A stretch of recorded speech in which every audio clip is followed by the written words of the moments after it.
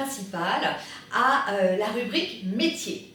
Chercher, connaître, apprendre de nouveaux métiers ou des métiers que vous connaissez moins.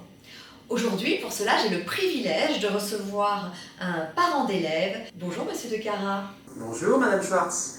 Alors, vous êtes enseignant-chercheur à l'université de Nice et vous êtes spécialisé en psychologie. Alors, qu'est-ce que cela signifie? Alors, le métier d'enseignant-chercheur, c'est un métier qui a deux fonctions. D'abord, d'enseigner. On enseigne la science de la psychologie. On a aussi pour mission de chercher, d'étudier, de trouver de nouvelles connaissances et pourquoi pas de faire des découvertes. Quelles peuvent être les découvertes dans le champ que vous étudiez, c'est-à-dire la psychologie? Ou est-ce que vous pouvez nous faire part de certaines découvertes dans ce champ-là?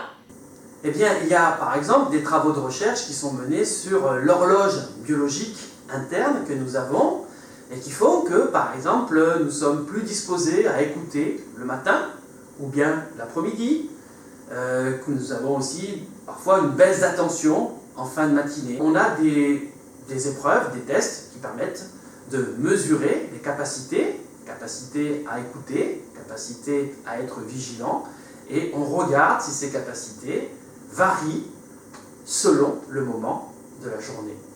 Très bien, c'est donc cela que vous appelez la chronobiologie. Exactement. Et c'est grâce à des enseignants-chercheurs comme vous qu'on a découvert cette discipline qui, si j'ai bien compris, effectivement, permet de déceler à quel moment de la journée nous sommes plus ou moins vigilants. Exactement, tout à fait. D'accord, et donc sans des chercheurs comme vous, eh bien, nous ne pourrions pas aider, par exemple, les élèves. Alors, un autre exemple que je peux vous donner sur mes propres recherches concerne les dyslexies. Les dyslexies, c'est les difficultés que peuvent rencontrer des personnes dans l'acquisition de la lecture ou bien tout simplement dans la lecture une fois que l'on est devenu adulte. On a montré que des outils, des entraînements, comme par exemple des tâches d'attention sur des jeux, peuvent améliorer les capacités de lecture et on essaye de transmettre, on va dire, les connaissances que l'on a sur la dyslexie aux dyslexiques eux-mêmes et aussi aux professeurs pour que les professeurs aident de mieux en mieux les élèves dyslexiques. Je vous remercie infiniment pour ces deux exemples qui nous éclairent sur le métier d'enseignant-chercheur.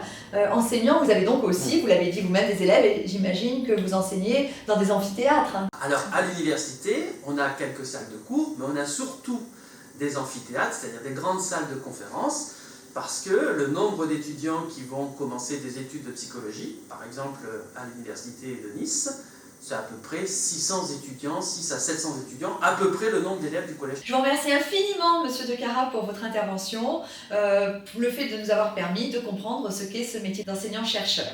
Merci, à bientôt.